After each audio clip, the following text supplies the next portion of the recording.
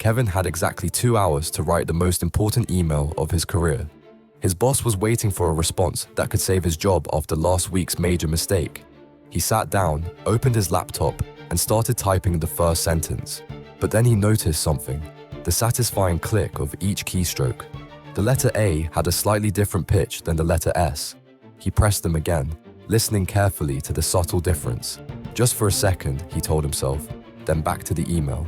But now he was curious about other keys. The spacebar had a deeper, more resonant sound. He started tapping out rhythms, creating little melodies with different letter combinations. Before he knew it, he was researching mechanical keyboard switches online, Cherry MX Blues versus Browns, sound tests, comparison videos.